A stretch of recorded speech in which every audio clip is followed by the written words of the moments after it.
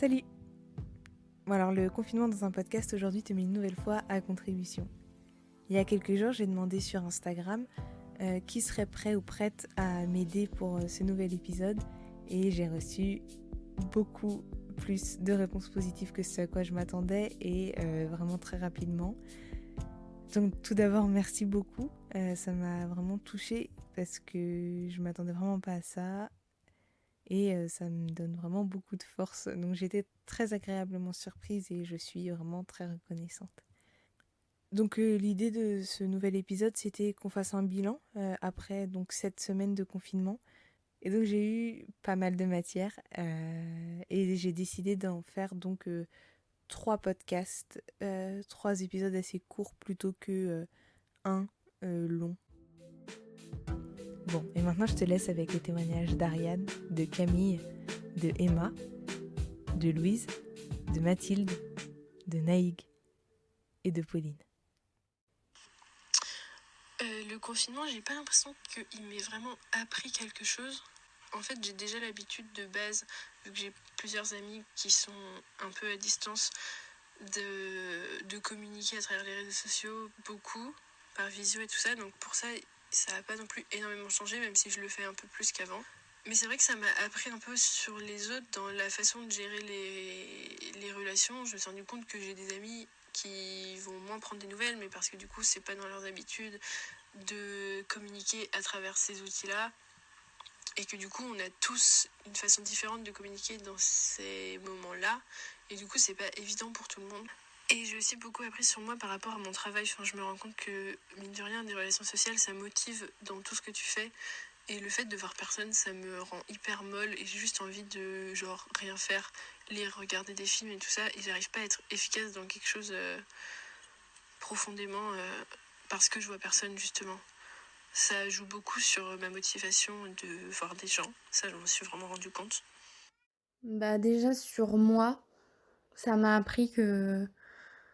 Enfin, ça m'a confirmé plutôt que que j'avais vraiment la bougeotte et que j'avais vraiment besoin de, de sortir, de voir du monde, voilà.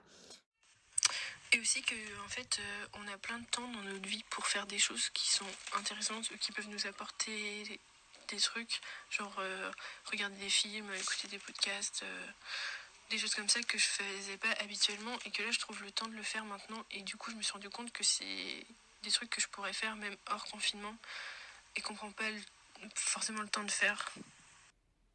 C'est que je crois que je suis socialement marginale. C'est-à-dire que j'ai pas mal vécu le fait de ne rien faire, de pouvoir profiter du moment, de me balader, de ne pas être dans une dynamique active comme je pouvais l'être dans ma vie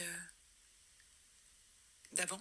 Je croyais que les gens allaient beaucoup me manquer, que ça allait me manquer d'être entourée et c'est pas tellement le cas. Et puis j'ai appris aussi que les études, j'en ai vraiment marre, que j'ai vraiment cette envie de passer à autre chose, de passer à une nouvelle étape dans ma vie. Si le confinement m'a bien appris quelque chose, c'est à maîtriser parfois la colère, la véhémence que je peux avoir en moi et à rester calme. Parce que je suis pas quelqu'un forcément de très calme de nature. Je m'énerve facilement, je suis facilement agacée pour plein de choses. Et déjà, c'est pas forcément bien pour moi, mais ça l'est encore moins pour mon copain avec qui je vis. Et au quotidien, voilà, on vivait ensemble, mais on n'était pas à la maison comme ça tout le temps. Et donc j'avais tendance à m'emporter facilement et à un peu à dire: «Oh bah oui, mais bon, c'est comme ça». Et là, comme on est, tout le temps collés, parce qu'on n'est pas non plus dans un appartement immense, hem, j'ai appris un peu à rester plus calme pour le respecter lui aussi, qu'il ait pas à subir mes énervements. Et et je pense que du coup ça va rester après, du moins un petit peu. Cette période, je pense qu'elle m'a quand même aidée, par exemple déjà à arrêter de fumer. Ça va presque faire un mois bientôt. Elle m'a aidée à me remettre au sport, enfin à courir plutôt. Et c'est quelque chose qui me détend énormément. Et puis aussi à me détacher de mon téléphone, des réseaux sociaux un peu aussi, parce que j'étais assez dépendante de tout ça et ça prend beaucoup d'espace. Et du coup, je pense, ou en tout cas, j'ai envie, très envie, que ces trois exemples-là continuent après cette période. Ce serait vraiment génial et positif. Après, j'appréhende un peu au moins l'année à venir, parce que j'aime bien le contact humain, j'aime bien rencontrer des gens et voyager aussi. Mais je pense que ce sera certainement compliqué. Et j'ai peur d'avoir une petite arrière-pensée à chaque fois, de me dire, enfin, si je suis avec des gens, de me dire, ah bah, je suis peut-être en train de les contaminer ou peut-être d'être contaminée. Voilà, j'ai pas envie d'avoir cette pensée à chaque fois en tête. Comment j'envisage ma vie à partir du 11 mai? Changer, plus comme avant. Voilà, je me dis que je vais retrouver une partie de ma vie d'avant, mais je pense que va falloir s'habituer, du moins pour un petit moment, à vivre peut-être avec un masque, à faire attention à nos faits et gestes pour maintenir les distances de sécurité.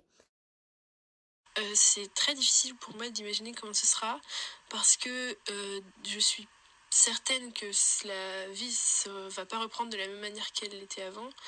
Après, sous quelle forme ça va être, comment ça va être aménagé, enfin, il y a énormément d'incertitudes qui font que c'est dur d'envisager quelque chose après. Donc, j'ai un peu essayé d'arrêter, j'ai un peu arrêté d'essayer de m'imaginer comment ce sera après le 11 mai parce que je pense qu'il faut s'attendre à tout parce que en plus on a tellement d'indications différentes de la part du gouvernement, c'est tellement une situation qui est instable. J'essaye de pas trop retenir la date du 11 mai pour la simple et bonne raison que mon copain et moi, on fait partie des personnes à risque. Alors pas forcément très fortement parce qu'on est jeunes, mais voilà, je sais pas trop ce qui va être conseillé pour nous. Et, et du coup, je me dis qu'il est fort possible que je sorte pas le 11 mai, que je sorte un peu plus tard.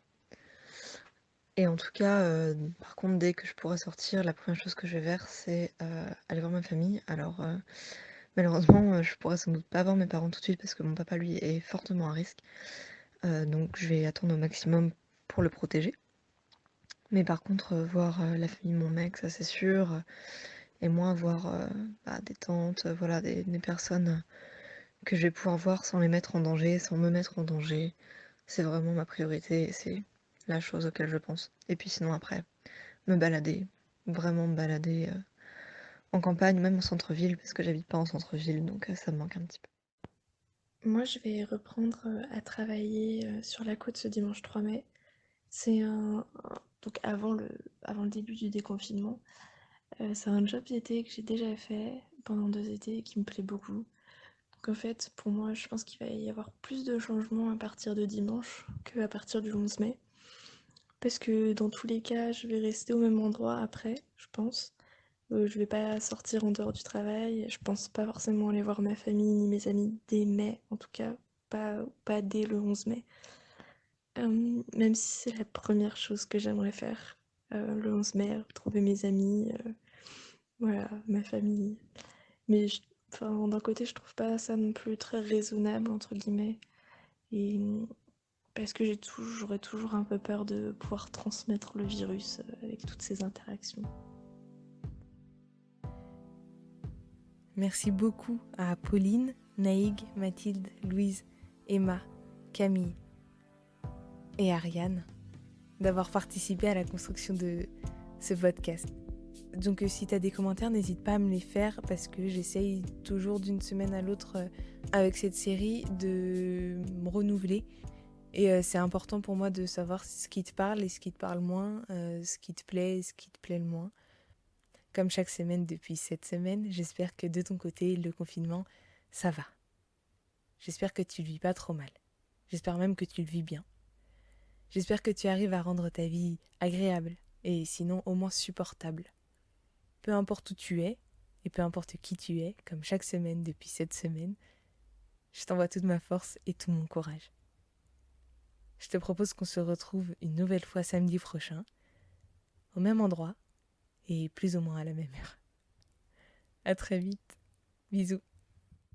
Conseil culturel pour patienter jusqu'à la fin du confinement, ça serait de regarder beaucoup de classiques. C'est pas original, mais je pense que regarder les classiques qu'on n'a jamais eu le temps de voir et qu'on a toujours eu envie de voir, c'est bien. Relire ses livres préférés, visiter des musées en ligne, aller sur arte.fr pour regarder des documentaires et puis écouter des podcasts sur France Culture. Enfin voilà, je pense que ça c'est un peu la base d'une étudiante en médiation culturelle.